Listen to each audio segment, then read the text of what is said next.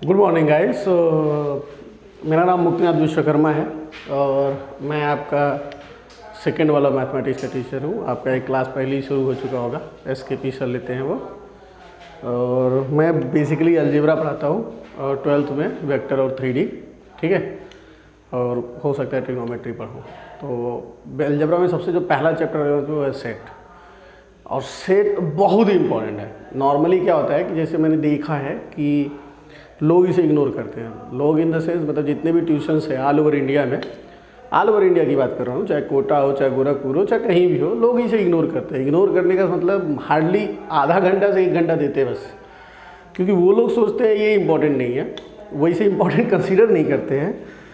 But ये इतना important है कि अगर आप इसे नहीं समझते हैं तो आगे चल के ना बहुत सारे चैप्टर्स में दिक्कत हो सकती है।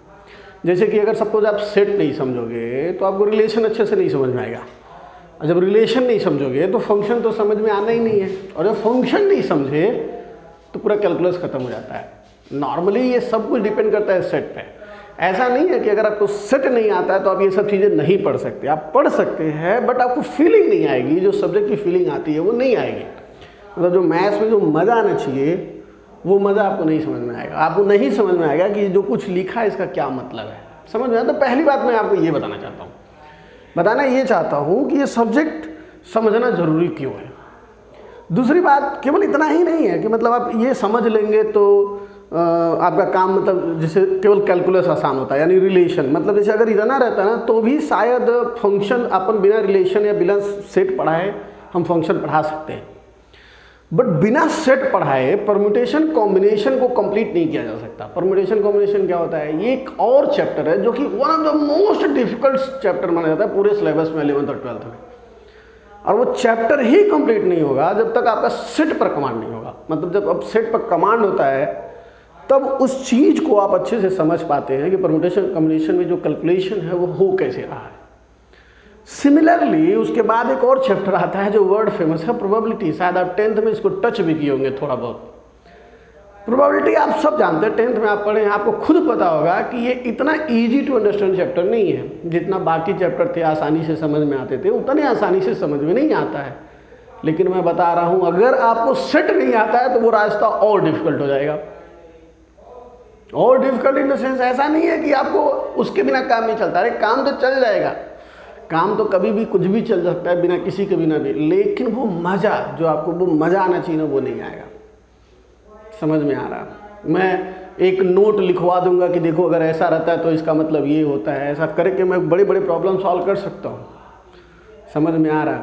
लेकिन उस नोट का जब तक आपको मतलब ना समझ में आए तब तक कोई मज़ा नहीं है। तो इन सब चीज़ को बात में ध्यान में रखते हुए मैं आपको बस कंक्लूड ये करूँगा कि सेट जो है बहुत इंपॉर्टेंट चैप्टर है। और चूंकि हमारा पहला चैप्टर है, जैसे मैं आपसे पहली बार रूबरू हो रहा हूँ, तो मैं चाहता ये हूँ कि आप इस चैप्टर पर ना पूरा प्यार से ध्यान दें।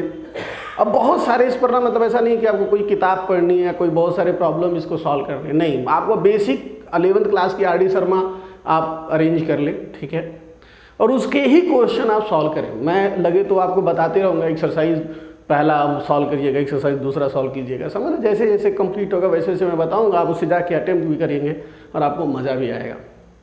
जब भी मैं बोलूँ कोई एक्सरसाइज सॉल्व करने के लिए तो उसके पहले के एग्जाम्पल भी आप सॉल्व कीजिएगा। केवल आप एक्सरसाइज सॉल्व मत कीजिएगा, एग्जाम्पल सॉल्व करेंगे फिर एक्सरसाइज सॉल्व करेंगे तो ज़्यादा मज़ा आएगा, ठीक है। तो लेट अस स्टार्ट सेट, ठीक है। तो सबसे पहले जो पहला मेरे दिमाग में आता है वो आता है डेफिनेशन ऑफ सेट। मतलब सेट होता क्या है। तो सेट जो होता है उसकी बात करें तो चलिए शुरुआत करते हैं। तो सेट क्या है, डेफिनेशन देखिएगा, a well defined collection of elements is known as set. बस सिंपल, मतलब इतना छोटा डेफिनेशन मतलब पूरे मैथ्स में आपको कहीं मिलेगा नहीं, और इतनी इंपॉर्टेंट कंसेप्ट का केवल एक छोटा सा लाइन है। इवन मतलब अगर यहाँ से काट भी दूँ तो भी, जैसे क्या बोलता है, well defined collection of elements, बस इतना ही, इसी को हम बोलते हैं सेट। तो बेसिकली इसमें समझने वाली क्या बात है कि ये कलेक्शन है। कलेक्शन मतलब समझते हैं जिसमें ऑर्डर का कोई महत्व ना। कलेक्शन का मतलब क्या होता है, जैसे अगर मैं आपसे बोलूँ कि मुझे आप नेचुरल नंबर दे, कलेक्शन में 5 नेचुरल नंबर दे, तो आप क्या देंगे, 1 2 3 4 5, और ये हमारे क्या हो जाएंगे, 5 नेचुरल नंबर होंगे। तो कलेक्शन बनाने के लिए मैथ्स में जो सिस्टम इस्तेमाल किया जाता है वो होता है अंडर रूट बोल रहा हूँ, कर्ली ब्रैकेट्स।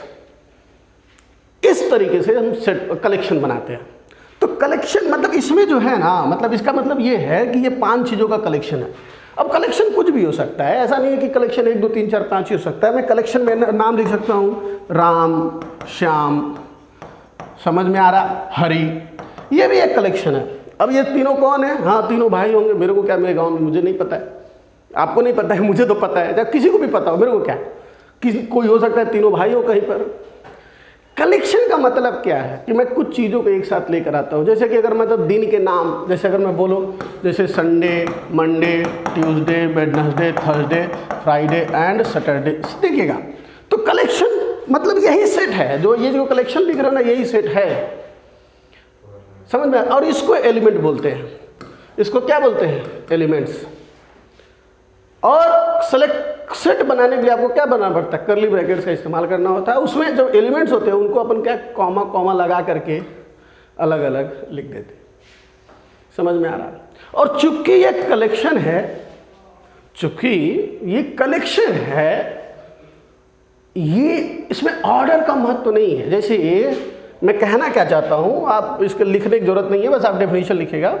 मैं कहना ये चाहता हूँ कि अगर मान लो कहीं लिखा मैंने 1 2 3 4 5 और मैं लिखूँ कोई 4 3 2 1 5, तो ये दोनों क्या इक्वल है, ये आपको समझना है। समझ में आ रहा मैं कहना क्या चाहता हूँ? मैं कहना ये चाहता हूँ कि set is nothing but a collection है। कलेक्शन कैसे बनाते हैं? कर्ली ब्रैकेट से बनाते हैं। और जो एलिमेंट्स हैं उनको जब लिखते टाइम अपने क्या लेते हैं? कॉमा लगा लगा सेपरेट कर देते हैं, ताकि अपने को पता चले इसमें कितने एलिमेंट। अगर आपसे मैं पूछूं तो 5 एलिमेंट है। कैसे? पहला एलिमेंट, दूसरा एलिमेंट, तीसरा एलिमेंट, चौथा एलिमेंट, 5वां एलिमेंट। और जैसे ये कलेक्शन ऑफ सेट बनता है उसको हम बोलते हैं सेट। समझ में आ गया? बेसिक है, इसमें कुछ बहुत बड़ी बात नहीं है। और आगे चल के फिर बहुत सारे सेट बनाएंगे तो अपन को समझ में आ जाएगा सेट होता है क्या। बट इस समय इस डेफिनेशन में जो सबसे जो खतरनाक चीज़ है वो है वेल डिफाइंड। इसका क्या मतलब, इससे क्या समझते हैं? क्योंकि यही जो वर्ड है वो पूरा का पूरा जो सेट जो है निकालता है, पूरा का पूरा सेट निकालता है। कौन सा वर्ड? Well defined. कि वेल डिफाइंड क्या मतलब, इसका क्या मतलब है, समझ में आ रहा है? अगर वेल डिफाइंड का मतलब समझ जाते हैं तो सेट आपके मुट्ठी में होगा। देखिएगा, मैं आपको बताता हूँ। मैं मतलब एक सिंपल सा क्वेश्चन बोलना चाहता हूँ, क्योंकि यार जब आप देखिएगा जो आपके बाकी जो मतलब मोहल्ले वल्ले में और जो दुनियादारी में जो लड़के पढ़ते होंगे, अगर कोई दोस्त होगा 11th में, आप उससे सेट का डेफिनेशन पूछेंगे तो सब लड़का यही डेफिनेशन बताएगा। उससे वेल डिफाइंड का मतलब पूछेगा तो वो नहीं समझा पाएगा आपको वेल डिफाइंड का मतलब क्या है, क्योंकि ये बहुत ही ट्रिकी है। अब बहुत ट्रिकी का मतलब ये ना, किताब में इसके बारे में कुछ दिया ही नहीं है। मैं आपको एक सिंपल सा एक छोटा सा एग्जाम्पल दूंगा और जिंदगी भर उसे याद रखिएगा। वेल डिफाइंड का मतलब होता है यूनिवर्सल ट्रूथ। इसका क्या मतलब होता है? लिख लीजिएगा, यूनिवर्सल ट्रूथ। अच्छा, यूनिवर्सल ट्रूथ का मतलब क्या होता है? जो सबके लिए सच है। मैं आपसे एग्जांपल लेना चाहता हूँ। जैसे मेरा कहना ये है कि अगर मैं आपसे बोलूँ, मैं जैसे मान लीजिए मैं आपसे बोलूँ, जैसे ये आप हैं, ये आपका मान लीजिए कोई दोस्त है, दोस्त ए, दोस्त बी, और ये मान लीजिए मैं हूँ, मैं भी रहूँगा इसमें। तो अगर मैं आपसे पूछूं, मैं आपसे पूछ रहा हूं कि बताइए आप मुझे पहले 5 नेचुरल नंबर दीजिए, तो आप मुझे क्या देंगे? आप मुझे देंगे 1 2 3 4 5। पहले 5 नेचुरल नंबर दीजिए, तो आप यही देंगे, इसके अलावा कुछ देंगे नहीं, क्योंकि आप होशियार हैं, आप जानते हैं कि नेचुरल नंबर क्या होता है। 1 से 5 तक होगा, पहले 5। आपके दोस्त से बोलूँगा बेटा तू भी अपने पहले 5 नंबर नेचुरल नंबर दे, तो ये भी आंसर क्या देगा? 1 2 3 4 5 ही देगा। इसके अलावा और कुछ देगा क्या? नहीं देगा। और दोस्त बी से बोलूँगा भाई तू भी दे दे, तू बोलेगा 1 2 3 4 5 ही दूंगा सर, उसके अलावा और क्या दे सकता हूँ? आप मुझसे पूछोगे तो मैं भी क्या दूंगा? 1 2 3 4 5। मैं दुनिया के किसी कोने में किसी बंदे से भी ये पूछूंगा तो वो यही आंसर देगा। क्या इसके अलावा कुछ और आंसर दे सकता है कोई? नहीं दे सकता। इसका क्या मतलब है? इसी को हम बोलते हैं यूनिवर्सल ट्रूथ, क्योंकि ये सब के लिए सेम है। समझ में आ रहा है? लेकिन देखिएगा, मैं ध्यान से देखिएगा, मैं आपसे ना इसके साथ ही मैं ट्रिक खेल रहा हूँ। आप ये नोट कर लीजिए, लगे तो मैं आप इसको स्क्रीनशॉट लीजिए, मैं इसको मिटा रहा हूँ और मैं आपको एक ट्रिक सोचने अगला क्वेश्चन पूछ रहा हूँ। मैं इन्हीं से, जैसे ये आप थे, ये आपका दोस्त ए था, ये आपका दोस्त बी था, ये मैं हूँ, मैं अभी इन्हीं लोगों से मैं पूछता हूँ कि आप अपने फेवरेट बॉलीवुड एक्टर का नाम बताइए। तो हो सकता है आप बोले कि मेरा तो फेवरेट है सलमान खान, ये बोलेंगे मेरा तो फेवरेट है शाहरुख खान, ये बोलेंगे मेरा तो फेवरेट है आमिर खान, मैं बोलूँगा मेरा तो इमरान हाशमी है। आप समझ रहे? मैं कहना क्या चाहता हूँ? मैं कहना ये चाहता हूँ कि सबके, देखिए तो ऐसे बोलो collection of best actor in the Bollywood, अरे ये सेट है कि नहीं है, कैसे पता चलेगा? अच्छा एक बात बताइए, यही क्वेश्चन अगर मैं 4 लोगों से पूछूंगा, क्या चारों का आंसर सेम आएगा? अगर चारों का आंसर सेम आया तो ये सेट है, अदरवाइज सेट नहीं है। वेल डिफाइंड होना चाहिए। वेल डिफाइंड का मतलब क्या है? सभी के आंसर सेम है। जैसे कि मैं बोलूँ पहले 5 नेचुरल नंबर, तो सभी के आंसर सेम आएंगे। क्यों आएंगे? क्योंकि ये वेल डिफाइंड है, सबको पता है कि 1 2 3 4 5 ही है। लेकिन अगर मैं बोलूँ बेस्ट बॉलीवुड एक्टर, कैसे सेम आएंगे? क्यों सेम आने चाहिए? नहीं आ पाएंगे। क्यों सर? सबके अपने अपने फेवरेट है। ये बोलेंगे अरे सर सलमान के साथ मेरे को शाहरुख भी बहुत पसंद था, तो ये इनका एक सेट हो जाएगा। ये बोलेंगे शाहरुख के साथ मेरे को अजय देवगन बहुत पसंद है, समझ में आ रहा है? ये बोल रहे हैं कि मेरे को आमिर के साथ साथ मुझे संजय दत्त बहुत पसंद है, समझ में आ रहा है? मैं बोल रहा हूँ मेरे को इमरान हाशमी के साथ सलमान खान बहुत पसंद है। सबका अपना आंसर है, लेकिन अलग अलग है। इसीलिए जो ये कलेक्शन है, जो फेवरेट एक्टर्स वाले हैं, ये क्या है? सेट नहीं है। आप समझे मैं कहना क्या चाहता हूँ? मैं कहना ये चाहता हूँ कि कोई भी कलेक्शन सेट नहीं होता। कलेक्शन केवल वही सेट माना जाएगा जो वेल डिफाइंड हो, जो सब के लिए सेम हो। घबराइए मत, बहुत सारे क्वेश्चन इस पर 10-12 क्वेश्चन करेंगे, मैं आपको पूरी अच्छे से समझा दूंगा। बट इस टेक्निक को बोलते हैं 4 यार। इस टेक्निक का नाम क्या है? 4 यार। मेरा कहने का मतलब, मैं जब भी आपसे पूछूं कि ये सेट है कि नहीं है, तो आप 4 लोगों से जाके पूछिए। अगर चारों के आंसर सेम आ गए तो वो सेट है, लेकिन अगर चारों के आंसर अलग अलग आए तो सेट नहीं है। अब आप सोचेंगे अरे सर मैं हर बार 4 लोगों से पूछूंगा। अरे पूछना नहीं है, दिमाग में पूछना है। दिमाग में सोचो कि 4 लोगों से पूछूंगा तो लोग क्या सेम आंसर देंगे कि अलग अलग देंगे। टेंशन मत लो, आगे बढ़ेंगे, क्लियर समझ में आएगा। तो ये बेसिकली डेफिनेशन था। आई होप आपने इसे नोट किया होगा। चलिए आगे बढ़ते हैं, अगले स्लाइड पे चलते हैं।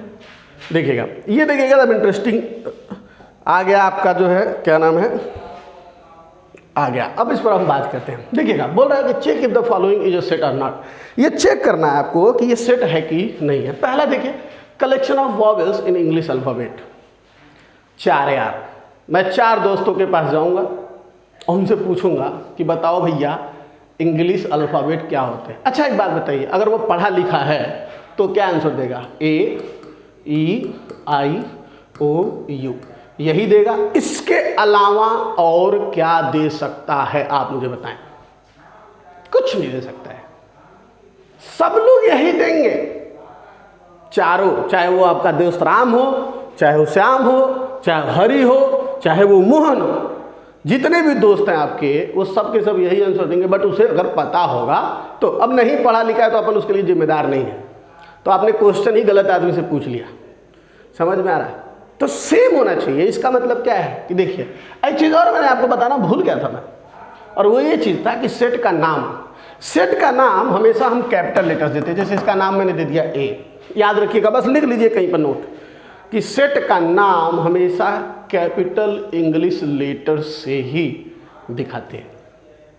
अब आप सोचिए, ये भी सोच सकते हैं अरे सर A से Z तक केवल 26 ही लेटर होते हैं, तो क्या 26 ही सेट दुनिया में बन सकते हैं? नहीं नहीं नहीं, इनफाइनाइट सेट बन सकते हैं। उनके नाम फिर मैं A1, A2, A3 dot dot dot A100, A1000 ऐसे लिखते हुए जा सकते हैं। इनफाइनाइट भी नाम रख सकते हैं, बट हमेशा कैपिटल लेटर से ही दिखाते हैं। और सेट के जो एलिमेंट्स होते हैं उसे स्मॉल लेटर से, मतलब यहाँ पर capital A, capital E, capital I, capital O, U नहीं लिखेंगे यहाँ पर। ये समझ में आ रहा है? समझ में आ रहा है? समझ में? ऐसे नोट कर लीजिएगा कि देखिए, ये collection of vowel in English alphabet is a set. Set क्यों है सर? क्योंकि मैं जितने लोगों से पूछूंगा सब के सब यही आंसर देंगे, A-E-I-O-U, किसी का आंसर अलग नहीं होगा। चलिए अगला देखते हैं, collection of first 5 natural number. अच्छा एक बात बताइए, मैं किसी से भी पूछूंगा भैया मुझे को पहले 5 नेचुरल नंबर दो, तो वो क्या देगा? 1 2 3 4 5 यही देगा क्या? इसके अलावा और कोई कुछ नेचुरल नंबर दे सकता है? किसी का नेचुरल नंबर पहले 5 में 11 12 13 15 आता है, या -3 -2 -8 आता है? नहीं, पहले 5 नेचुरल नंबर क्या है? 1 2 3 4 5। लेकिन अगर मैं बोलूँ कलेक्शन ऑफ 5 नेचुरल नंबर, पहले 5 नहीं बोल रहा हूँ, मैं बोल रहा हूँ 5 नेचुरल नंबर, तब सेम नहीं आया। मैं बोला भैया 5 नेचुरल नंबर दे, वो बोला 2 3 4 5, तू 5 नेचुरल होगा 10 11 12 13 14 15। आप समझ रहे, सब अलग अलग दे सकते हैं। लेकिन मैं जब बोलूँगा फर्स्ट 5 नेचुरल नंबर, तो भैया उसके पास ऑप्शन नहीं है बोलने के अलावा 1 2 3 4 5, इसके अलावा कुछ और बोल सकता है? नहीं बोल सकता है। याद रखिएगा, तो यहाँ पर ये जो फर्स्ट है ये इसको क्या बनाता है? सेट बनाता है। याद रखिएगा, मैं फिर बोल रहा हूँ मैं आपको 4 यार अपने दिमाग में रखिए। मैं अगर 4 दोस्त है मेरे पढ़े लिखे हैं, उनसे बोलूँ भैया तू पहले 5 नेचुरल नंबर दे, वो क्या आंसर देगा? अच्छा दूसरे से बोलूँगा तू मेरे को पहले 5 नेचुरल नंबर दे, क्या वही आंसर वो देगा? क्या वो दूसरा कुछ दे सकता है? नहीं देगा। दूसरा कुछ देगा तो गलत देगा। वो पहले 5 नेचुरल नंबर क्या देगा? 1 2 3 4 5। देखिए अगला, देखिए तीसरा, collection of prime numbers less than equal to 10। अच्छा, collection of prime number less than equal to 10, इसको मान लो सी नाम दे दिया, तो क्या क्या आएगा? 2 3 5 7, यही आएगा। याद रखिएगा 1 is not a prime number, ये भी याद रखिएगा। कहीं पर आप लिख लीजिएगा लड़के 1 इज नॉट अ, देखिएगा 1 is not a prime number. नहीं तो नॉर्मली क्या होता है 11th में मैं बहुत लड़कों को देखता हूँ कि लड़के इसमें कन्फ्यूज रहते हैं, तो ये आपको कन्फ्यूजन नहीं करनी, गधों वाली मिस्टेक नहीं करनी है।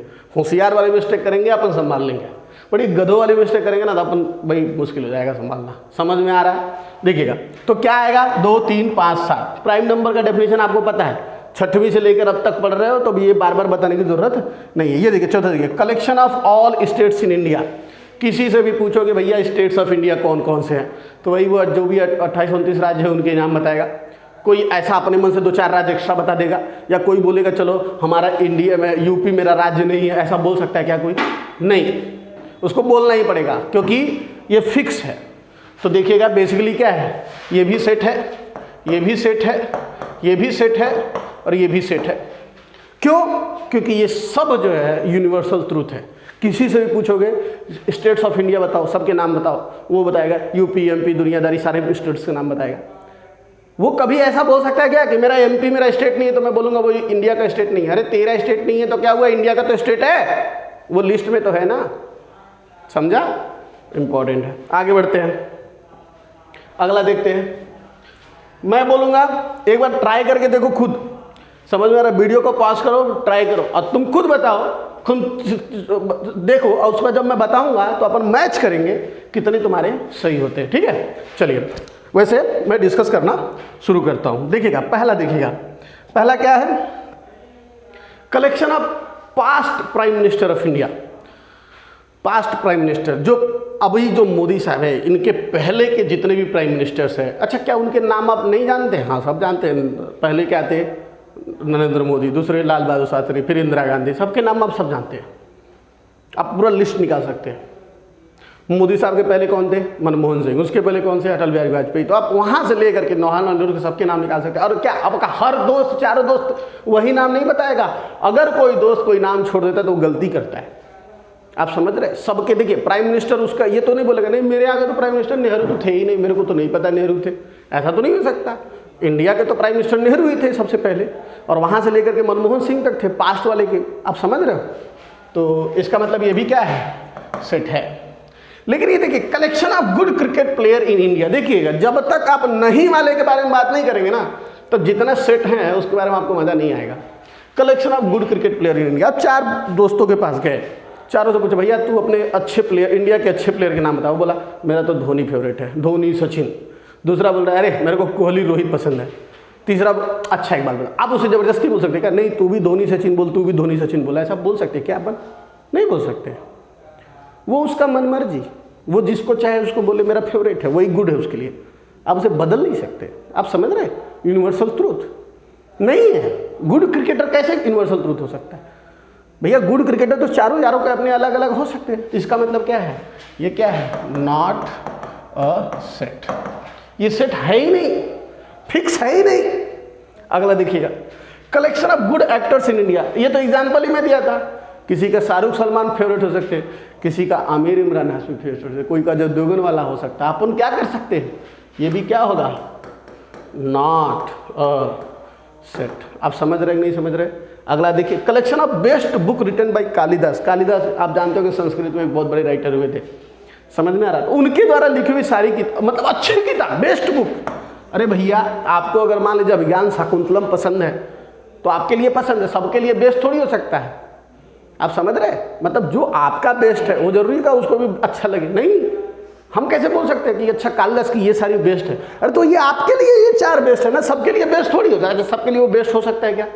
नहीं हो सकता है। तो ये भी क्या है, नॉट अ सेट। ये भी सेट नहीं है। आप समझिएगा, सोचिएगा इसके बारे में। मुझे लगता है क्योंकि सब लोग गलती करते हैं, यहाँ पर सब लोग इसको सेट लिखते हैं, बट आप सोचिएगा ये कैसे नॉट अ सेट है। क्यों? क्योंकि ये सभी के लिए सेम नहीं है। समझ में आया? चलिए आगे बढ़ते हैं। अगला टॉपिक ये देखिएगा, अगला। अच्छा, अभी भी क्वेश्चन अभी भी बचा है, अभी भी क्वेश्चन बचा है, कोई दिक्कत नहीं है। फिर मैं आपको बोलूँगा वीडियो को पॉज करो और ये सारे के आंसर निकालो और फिर अपन इसको बात करते हैं, ठीक है? चलिए, अच्छा तो आपने मुझे लगता है पॉज कर लिया होगा और देख भी लिया होगा। चलिए मैं आगे बढ़ाता हूँ।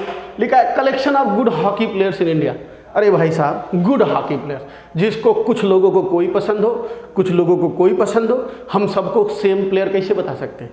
यूनिवर्सल ट्रूथ नहीं है तो क्या होगा, नॉट अ सेट। ये लिखते रहिएगा क्वेश्चन। फिर collection of difficult topics in mathematics. अरे डिफिकल्ट टॉपिक इन मैथमेटिक्स। अच्छा एक बात बताओ, मैथ्स का डिफिकल्ट टॉपिक क्या यूनिवर्सल ट्रूथ है? जैसे अभी मैंने थोड़ी देर पहला कि पीएनसी और प्रोबेबिलिटी डिफिकल्ट माने जाते हैं, बट दुनिया के लिए मेरे लिए बहुत आसान है, मुझे बहुत पसंद है। तो कैसे भैया, बहुत लोगों को डिफिकल्ट लगते बट मेरे लिए वो डिफिकल्ट नहीं है, तो फिर ये भैया ये यूनिवर्सल ट्रूथ कैसे हो गया? मुझसे कोई पूछेगा मैथ्स में सबसे डिफिकल्ट क्या है, मैं बोलूँगा कुछ नहीं, मेरे लिए कुछ भी डिफिकल्ट नहीं है। अच्छा, किसी स्टूडेंट को तेरे को क्या नहीं आता, बोलेगा अरे मेरे को इक्वेशन सॉल्व करना नहीं आता। दूसरा बोलेगा तेरे को क्या नहीं आता, अरे मेरे को प्रोबेबिलिटी नहीं समझ में आता। तुझे क्या नहीं समझ में आता, मुझे अगर 2 रूट दिए तो इक्वेशन बनाना नहीं आता, पॉलिनोमियल नहीं आता। आप समझ रहे नहीं मेरा? सबके अलग अलग डिफिकल्ट हो सकते हैं, सबका सेम डिफिकल्ट टॉपिक हो सकता है क्या? Not a set. आप समझ में आ रहा है? ये देखिएगा, collection of dangerous animals of world.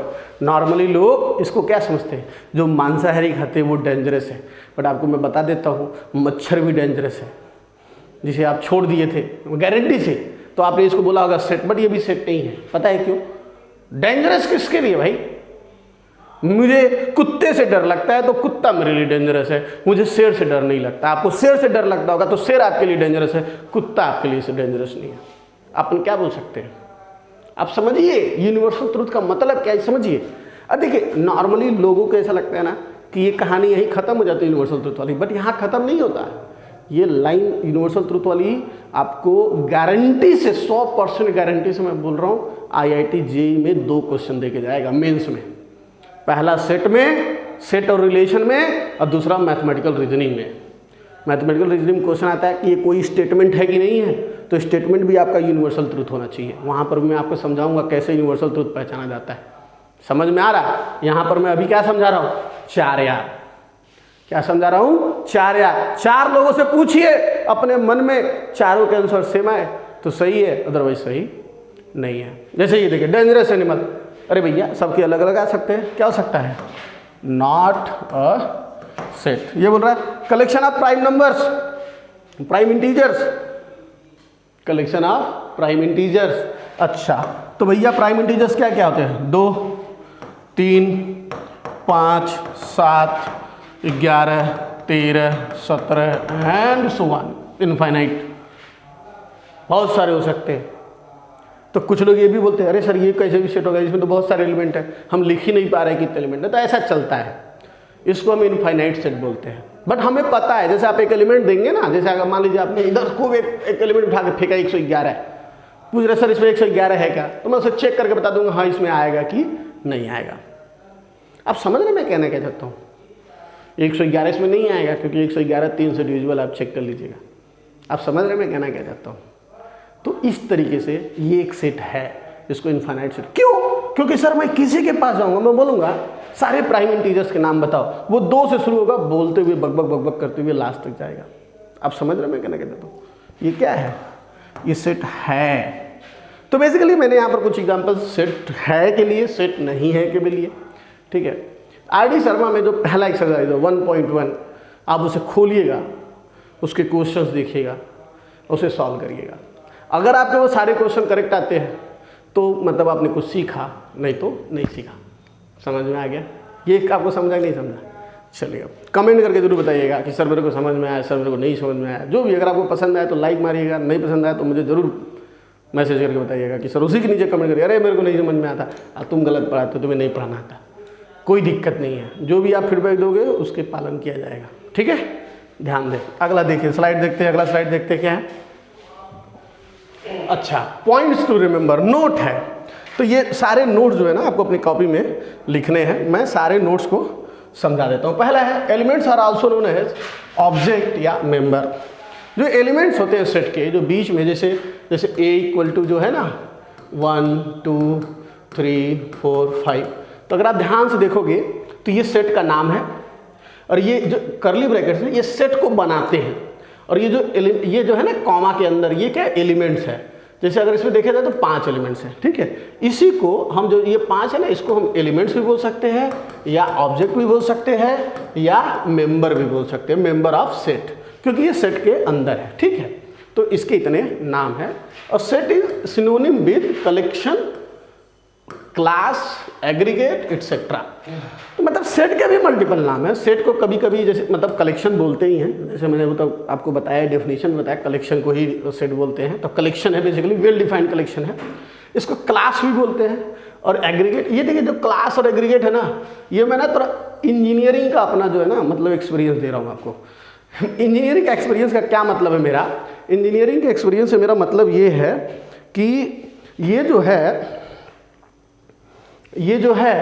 जो वर्ड है क्लास और एग्रीगेट, ये आपको अभी लिटरली समझ नहीं आएगा, क्योंकि ये ना मतलब थोड़ा सा हाई लेवल इंजीनियरिंग वर्ड है, तो आपको इसके चक्कर में ना पड़े। बट ये समझ लें कि ये भी बोलते हैं, लिख लीजिएगा कहीं, ठीक है। अच्छा, अगला क्या है? Since set is a collection, set क्या है? कलेक्शन है, hence order of element is not important. ये तो मैं पहले ही बता दिया था कि एलिमेंट का ऑर्डर क्या है, इंपॉर्टेंट नहीं है। एलिमेंट का ऑर्डर क्या इंपॉर्टेंट नहीं है, बताया था ना मैं। तो क्योंकि ये कलेक्शन है, कलेक्शन में देखिएगा, कलेक्शन को मैं ऐसे भी सोचता हूँ कि 5 चीज़ को उठा के अपने पॉकेट में रख लो, तो कौन नीचे है। जैसे अगर मान लीजिए 5 टाइप के अलग अलग तरीके के ना कंचे मतलब आप बचपन में गोली खेलते बच्चे, तो 5 गोलियां हैं 5 कलर की, उन्हें उठा कर आपने जेब में रख दिया। कौन नीचे कौन ऊपर आपको पता चलेगा? नहीं पता चलेगा।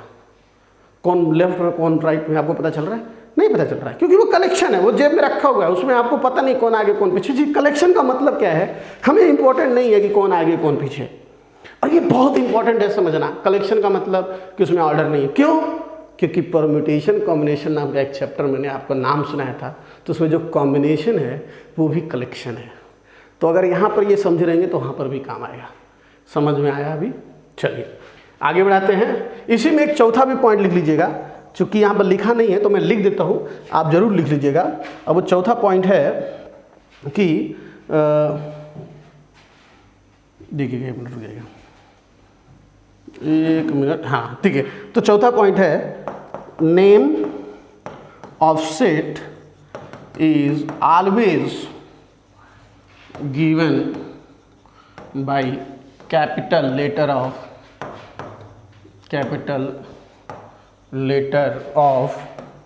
English alphabet.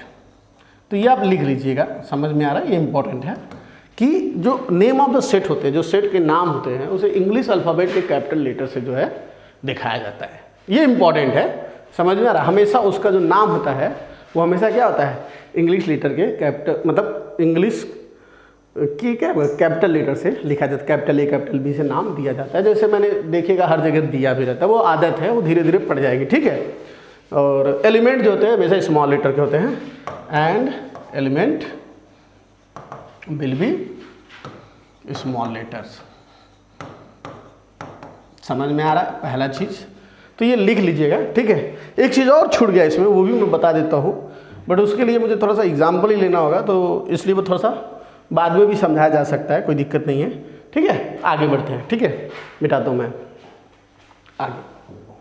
अगला क्या है, number of element in a set. एक सेट में कितने एलिमेंट हैं? तो if A is a set, देखिएगा ध्यान से, यहां पर क्या लिखा है, बोल रहा है if A is a set then number of element in set is represented by, यहां पर देखिए थोड़ा कट गया है, एन ऑफ ए से रिप्रेजेंट करते हैं। कैसे रिप्रेजेंट करते हैं? एन ऑफ ए से।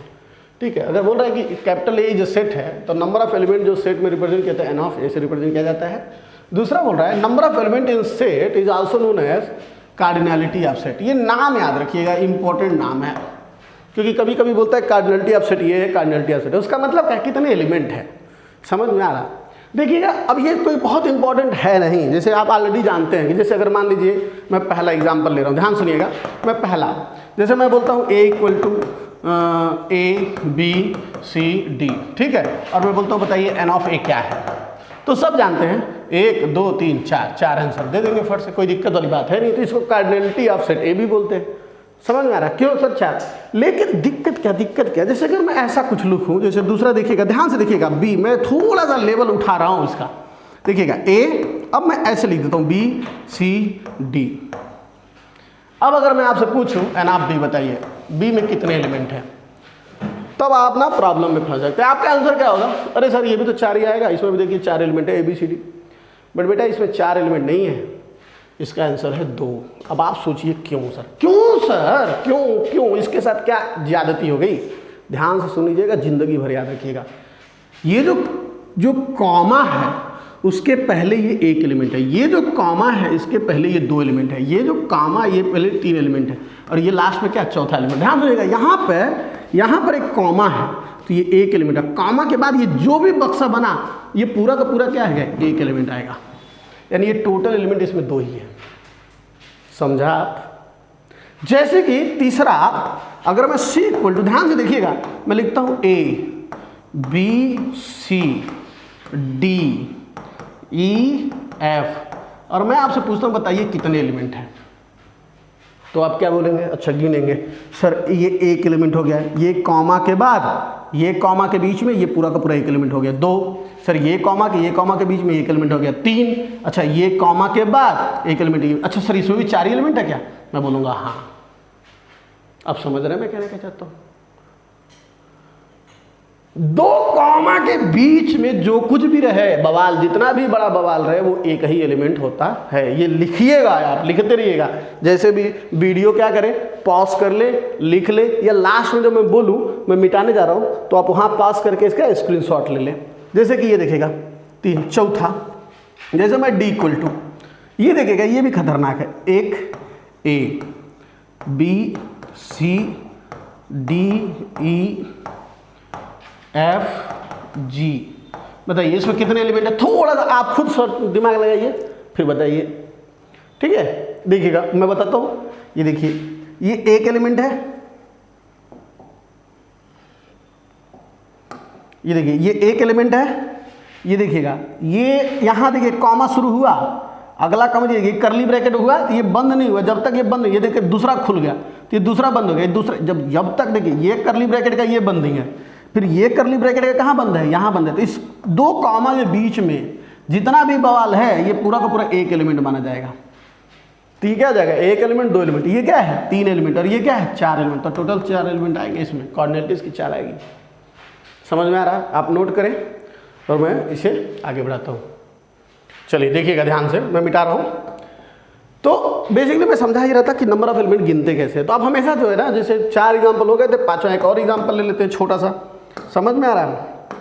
चलिए देखिएगा 5वां, अगर आप और देखना चाहो तो इसको ऐसे भी देख सकते हैं, जैसे ए बी सी डी हो गया था, ई मान लीजिए, ई सेट ई है, जैसे कि इसको आप थोड़ा सा गिनिएगा, जैसे मैं ए बोलूँ, बी बोलूँ, 5 बोलूँ, सी डी बोलूँ, और ई एफ जी और एच ये बोल देता हूँ, और एक और, बताइए कितने सेट, कितने एलिमेंट्स हैं? तो आप हमेशा क्या करेंगे, कॉमा से देखिए गिनते हैं अपन, देखिए 1 एलिमेंट, अच्छा यहाँ कॉमा यहाँ कॉमा, ये 2 एलिमेंट, ये क्या है 3 एलिमेंट, ये कॉमा से लेकर के ये कॉमा, देखिए ये एक ही में आएगा, ये पूरा का पूरा क्या है 1 एलिमेंट हो गया, तो 3 1 4 एलिमेंट हो गया। फिर यहाँ से कॉमा शुरू, यहाँ देखिए जैसे क्लोजिंग आया तो जब मैं क्लोजिंग ढूंढूंगा, यहाँ देखिए ओपनिंग आ गया तो इसका क्लोजिंग यहाँ है, इसका क्लोजिंग यहाँ, यानी पूरा का पूरा क्या हो जाएगा 1 एलिमेंट हो जाएगा, यानी इसको पूरा 1 में बांध दीजिए। तो कितने हो जाएंगे 1 2 3 4 और 5 एलिमेंट, तो n of E equal to कितना आएगा 5 आएगा। Cardinality of set E equal to 5। समझ में आ गया ये आपको? बहुत ही इंपॉर्टेंट है, बहुत इंटरेस्टिंग है। अच्छा आप बोलेंगे सर ये एक सेट में ये सब अलग अलग सेट आप बना दे रहे हो, नहीं, ये बेसिकली क्या है, ये सेट ऑफ सेट है। बट ये सेट ऑफ सेट नहीं है, देखिए सेट के अंदर सेट है, उसके अंदर एक और सेट है, तो इसको सेट ऑफ सेट बोल सकते हैं, सेट ऑफ सेट्स, कोई दिक्कत वाली बात नहीं है। ये सब कम, देखिएगा एक बात आता हूँ, मैं बोलना यही चाहता हूँ कि इतना कॉम्प्लेक्स सोचने की जरूरत है नहीं फिलहाल आपको, लेकिन मैं क्या चाहता हूँ, मैं चाहता हूँ आप इसमें चैंपियन बने। मैं चाहता हूँ कि आप ना लोगों से पूछे, उनकी वाट लग जाए, लोग आपको कुछ न, किसी की औकात ना हो आपसे कुछ पूछ ले और आप ना बता पाए। मेरा मतलब सपना यही है और मैं उसी के लिए पढ़ाता हूँ कि कोई कुछ भी पूछे आप उसका करेक्ट आंसर दें, और आप लोगों से पूछे और लोग चक्कर खा के गिर जाएं, ये मजाज है। और ये वो चीज है जो लोगों को चक्कर देता है। समझ में आया मैं कहना क्या चाहता हूँ? ठीक है, अब एक जो नोट लिखने को मैं बोल रहा था, एक और नोट लिख लीजिएगा, मैं यहीं पर लिखवा दे रहा हूँ, ठीक है? देखिएगा ये नोट मैं बोल रहा था, मैं फिर भूल जाएगा, तो बहुत इंपॉर्टेंट नोट भी है, तो अपने को भूल जाएगा तो गड़बड़ हो जाएगा। मैं लिखवा देता हूँ, लिखिएगा, since set is a collection, hence repetition of element is unimportant, जगह पर not important लिख ले, थोड़ा सा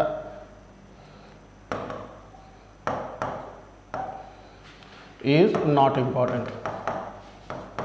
ध्यान सुनिएगा, बेसिकली क्या बताता है, फुल स्टॉप, मतलब इंपॉर्टेंट है नहीं, आप जबरदस्ती लिखेंगे तो लिख सकते हैं, बट वो कोई महत्व तो नहीं है। क्यों सर? सेट का काम ये बताना है कि उसके पास है क्या, कितने अलग अलग टाइप के एलिमेंट्स हैं। जैसे कि मैं कहना ये चाहता हूँ कि अगर A इक्वल टू मैं लिखता हूँ 1 2 3, तो बेसिकली ये इक्वल भी है कि 1 1 2 3 के। अब A1 को 2 बार लेके 10 बार लिखिए, ये कोई फर्क पड़ने वाला नहीं है। ये सेट में क्या बोलता है, ये अलाउ नहीं करता है। जैसे करने का मतलब कैसा होता है कि जो सिस्टम आप जो सेट का पढ़ेंगे वो बोलता है कि ये करेक्ट नहीं है। समझ में आ रहा है? इसको एक्चुअली में इसका असली नाम है मल्टी सेट, जिसमें मल्टीपल एलिमेंट हो सकते हैं, तो उसको क्या बोलते हैं, मल्टी सेट बोलते हैं, जो कि आपके सिलेबस में है नहीं। तो बेसिकली आपके सेट में जितने भी एलिमेंट होंगे ना, सब के सब यूनिक होंगे। Elements of sets are unique. आप इसके जगह पर दैट इज लिख लीजिएगा, elements of sets are unique. मतलब जो एलिमेंट्स होते हैं वो यूनिक होते हैं, डिस्टिंक्ट होते हैं, सारे एक दूसरे से क्या होते हैं, अलग होते हैं। कभी भी कोई एक दूसरे का समान नहीं होता। क्लियर है? नोट डाउन कर लें। चलिए आगे बढ़ते हैं। देखिए अगला क्या है, इज एलिमेंट ऑफ सेट। और ये जो टॉपिक है ना, ये बहुत ही शानदार और बहुत इंपॉर्टेंट टॉपिक है, ठीक है? तो देखिएगा, जैसे ये देखिए, जो इज एलिमेंट ऑफ सेट, मतलब कोई भी एलिमेंट सेट में है कि नहीं है वो इससे पता चलता है। ठीक है, ध्यान सुनिएगा, लिखिएगा। मैं थोड़ा सा छोटा है ये, बट थोड़ा सा समझेंगे तो समझ में आ जाएगा। बोलता है अगर x एलिमेंट ऑफ a है तो इसको हम लिखते हैं, देखिए यहाँ पर लिखा हुआ है डिनोटेड बाई, तो ये लिखा है x is element of a, ऐसा लिखा हुआ है, बट इसमें थोड़ा मिक्स हो गया है, तो थोड़ा सा इसको समझिएगा। क्या आप इसको रिपोर्ट करते हैं, x एलिमेंट ऑफ a। अगर x मेरे a में है तो ध्यान रखिएगा। दूसरा देखिएगा, if x is not an element of set A, then it is denoted by x not element of A।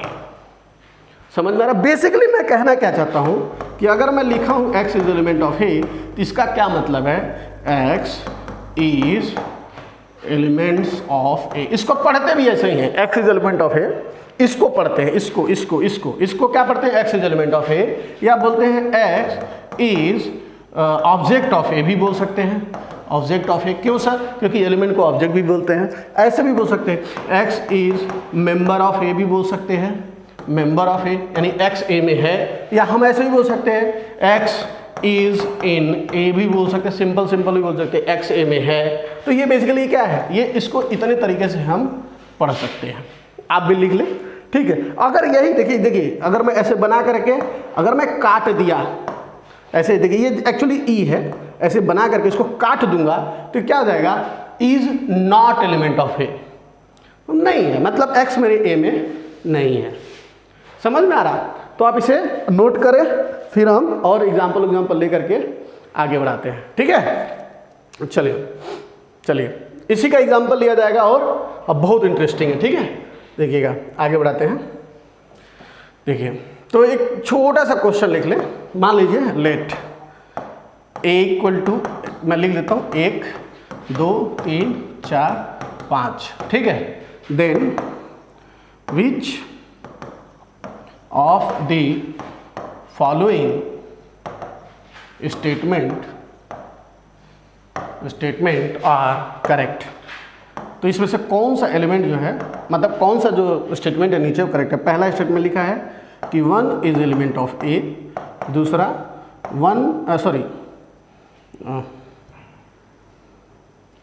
2 is element of ए, तीसरा स्टेटमेंट लिख लेते हैं 6 इज एलिमेंट ऑफ ए, चौथा लिख लेते हैं 5 इज नॉट एलिमेंट ऑफ ए, पांचवा लिख लेते हैं 6 इज नॉट एलिमेंट ऑफ ए, छठवां लिख लेते हैं 7 इज एलिमेंट ऑफ ए, छठवां सातवां लिख सकते हैं 9 इज नॉट एलिमेंट ऑफ ए, ठीक है। मतलब ये सारे स्टेटमेंट्स हैं, इसको आपको बताना है कि कौन सा ट्रू है कौन सा फॉल्स है, ठीक है। ध्यान से देखिएगा, मैं इसी पर बात कर रहा हूँ, ठीक है। देखिएगा बोलेंगे ए में एलिमेंट क्या है, तो एलिमेंट है 1 2 3 4 और 5। अब ये क्या बोल रहा है कि 1 इज एलिमेंट ऑफ ए। देखिएगा एक चीज और मैं बता रहा हूँ, इसके जो इस साइड जो भी होता है इसको हम एलिमेंट बोलते हैं। मतलब क्या है, ये एलिमेंट है। एलिमेंट क्या होता है, 2 कॉमा के बीच का होता है, और इधर क्या है, सेट है। जो मैं अभी बताया ना, लोगों को लगता है कि क्या बकवास बात कर रहे हैं, लेकिन कितना इंपॉर्टेंट है अगला क्वेश्चन, अच्छों की धुर्री छुड़ा देगा। ध्यान सुनिएगा, इसके इस साइड का एलिमेंट है, तो ये 1 को एग्जैक्टली उठा के इसमें सोचेंगे कि 1 है क्या एज ए एलिमेंट, तो 1 जब ए में देखेगा तो आपको दिखेगा 1 है, तो ये क्या है, ट्रू है, क्योंकि ये है, सही है कि 1 ए में है।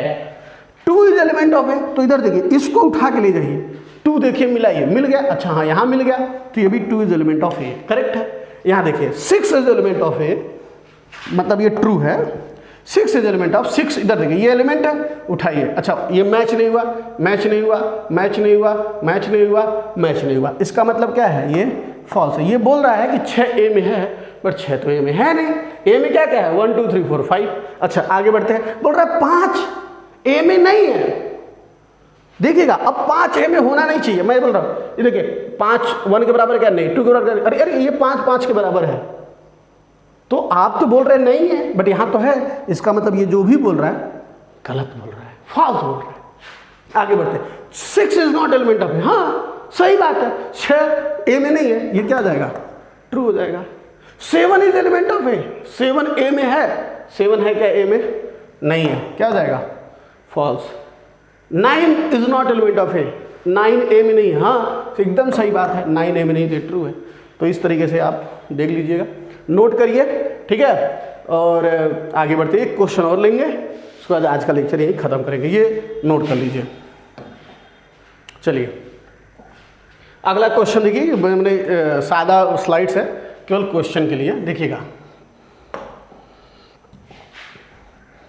देखिएगा एक क्वेश्चन लेते हैं, let A equal to set है, ध्यान से देखिएगा, मैं बोलता हूँ 5 1 1 1 2 4 5 6, ये मान लीजिए ए है, ठीक है। Then which of the following statement is true. कौन सा स्टेटमेंट जो है नीचे वो ट्रू है? पहला 5 is element of A, second 1 is element of A, third 1 is element of A, fourth 2 is element of A, fifth 4, 5 is element of A, 6 is element of A, समझ में आ रहा? 7 1 2